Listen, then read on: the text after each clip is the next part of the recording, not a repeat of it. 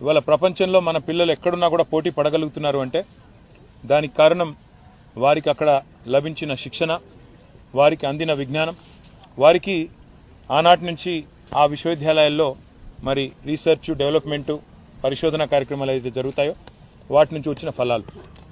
అందుకే ఇవాళ కేంద్ర ప్రభుత్వానికి మేము చేసిన విజ్ఞప్తి ఏమంటే, ఒకవైపు భారతదేశంలో కేంద్రీయ విశ్వవిద్యాలయాలు ఉన్నాయి. అట్లా హైదరాబాద్లో సెంట్రల్ యూనివర్సిటీ లాగా, హెచ్సియు లాగా అట్లా భారతదేశంలో చాలా సెంట్రల్ యూనివర్సిటీస్ ఉన్నాయి. అట్లాగే స్టేట్ యూనివర్సిటీస్ ఉన్నాయి. అట్లాగే ఇప్పుడు ప్రైవేట్ రంగంలో కూడా డీమ్డ్ యూనివర్సిటీలు, ప్రైవేట్ యూనివర్సిటీలు ఇట్లా రకరకాలుగా వచ్చినాయి.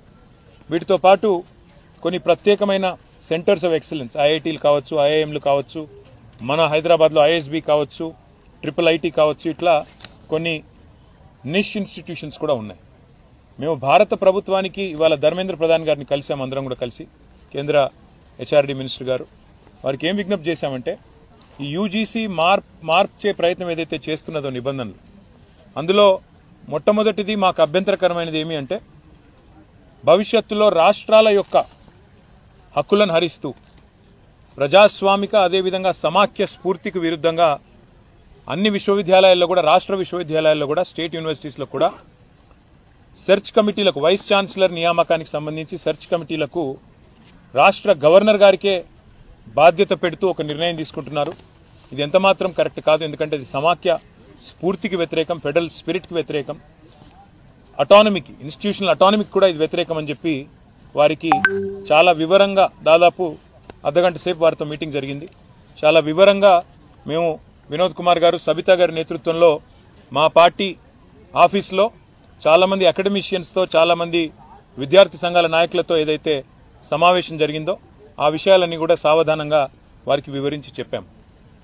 అట్లాగే వైస్ ఛాన్సలర్ల ఎంపిక విషయంలో కూడా పారదర్శకత పాటిస్తూ నిష్ణాతులైన వారికి అవకాశాలు ఇవ్వాలి అని వారు కూడా సూచించారు. మేము కూడా ఏకీభవించాం. ఖచ్చితంగా నిష్ణాతులే ఉండాలి, ఖచ్చితంగా అకాడమిషియన్సే ఉండాలి. అట్లా ఉంటేనే పిల్లలకు కూడా భవిష్యత్తు ఉంటుంది, దేశానికి కూడా భవిష్యత్తు ఉంటుందని చెప్పి కూడా వారికి కూడా చెప్పినాం. కానీ ఈ విషయంలో కేంద్రం పూర్తిగా కంట్రోల్ తీసుకోవడం గవర్నర్ల ద్వారా మంచిది కాదు, సమాఖ్య స్ఫూర్తికి మాత్రం ఇది వ్యతిరేకం, this is against federal spirit అని చెప్పి కూడా వారికి గట్టిగా ఖండితంగా చెప్పడం జరిగింది. అట్లాగే రాష్ట్రంలో కాదు, దేశం మొత్తంలో అన్ని విశ్వవిద్యాలయాల్లో కూడా దళిత, గిరిజన, బలహీన వర్గాల బీసీ స్టూడెంట్స్, స్కాలర్స్ కావచ్చు, పోస్ట్ గ్రాడ్యుయేట్ స్టూడెంట్స్ కావచ్చు, పిహెచ్డి స్కాలర్స్ కావచ్చు, ఇంకా మిగతా పిల్లలు కావచ్చు, ఇవాళ పెడుతున్న ఒక నిబంధన వల్ల వారికి తీవ్రమైన అన్యాయం జరిగే అవకాశం ఉందని చెప్పి కూడా మేము వివరించి చెప్పాం. ఒక క్లాజ్ తీసుకొస్తా ఉన్నారు, no suitable candidate found, NSF అని ఒకటి తీసుకొస్తా ఉన్నారు. అంటే ఈ విచక్షణాధికారం మరి మనం ఆ విశ్వవిద్యాలయానికి వదిలేసినట్టయితే వారి ఇష్టానుసారంగా అవసరమైతే అప్పుడప్పుడు అబ్యూస్ చేసి, వాళ్ళ ఇష్టం లేని వ్యక్తులు ఎవరైనా ఉంటే NSF కింద తోసేసి అక్కడ అర్హత కలిగి ఉండి కూడా రాజకీయాల వల్ల కానీ, ఇతరత్ర కారణాల వల్ల కానీ, ఏదైనా ఇతర విషయాల వల్ల కానీ సూటబుల్ SC, ST, OBC క్యాండిడేట్లకు అన్యాయం జరిగి ఇతర కమ్యూనిటీస్లో ఉండే వారిని, ఇది మంచిది ఎంతమాత్రం కాదు. కాన్స్టిట్యూషనల్ భారత రాజ్యాంగం ఇచ్చిన హక్కు రిజర్వేషన్. మరి అట్లాంటి పరిస్థితుల్లో ఈ రకమైన ఒక నో సూటబుల్ క్యాండిడేట్ అనే ఒక నిబంధన తీసుకొచ్చి SC, ST, OBC అర్హత కలిగిన విద్యార్థులకు అన్యాయం జరిగితే ఇది మంచిది కానే కాదని చెప్పి కూడా వారికి వివరంగా చెప్పాం. దాంతోపాటు మీ రిక్రూట్మెంట్లో, ప్రమోషన్లో మీరు ఎక్కువగా మెట్రిక్స్ మీద ఫోకస్ చేస్తున్నారు కాకుండా రీసెర్చ్ ఎక్సలెన్స్, అదేవిధంగా అకాడమిక్గా కూడా కొంతమంది అకాడమిషియన్స్ చాలా మంది రీసెర్చ్ ఓరియంటెడ్గా ఉంటారు.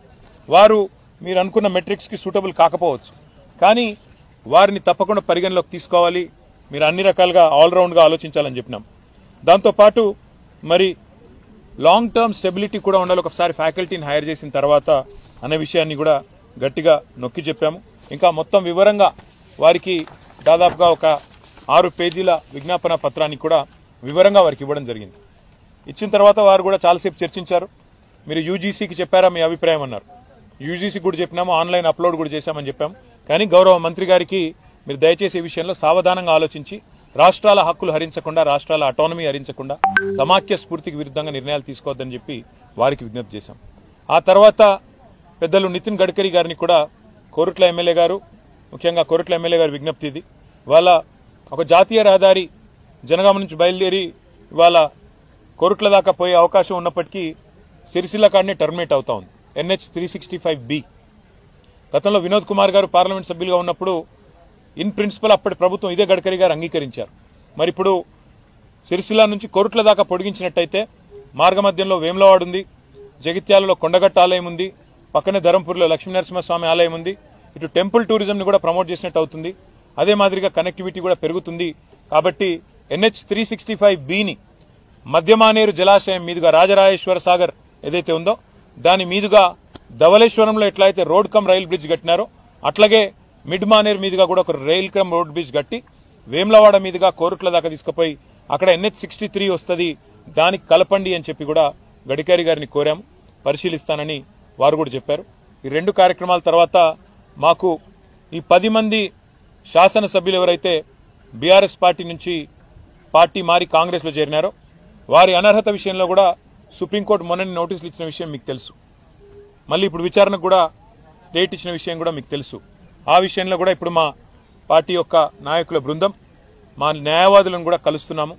కలిసి దీన్ని ఇంకా స్పీడప్ చేయడానికి ఏం మార్గాలు ఉన్నాయి, ఏ రకంగా ఈ పార్టీ మారిన వారి మీద వేటు పడాలి, ఉప ఎన్నికలు రావాలని ప్రజలు కోరుకుంటున్నారు, ఆ విషయంలో కూడా తప్పకుండా పార్టీ పరంగా కూడా ఫాలో అప్ చేస్తాము. ఈ 3 కార్యక్రమాలు ఇవాళ వీటి కోసమే వచ్చాం. తర్వాత సాయంకాలం తిరిగి హైదరాబాద్కి వెళ్ళిపోతున్నాం. మీడియాలో చూశాను నేను 3 రోజులు ఇక్కడే ఉంటున్నానని, నాకే తెలియదు. సాయంత్రం ఫ్లైట్ బుక్ అయి ఉంది కాబట్టి బయలుదేరి వెళ్ళిపోతున్నాను.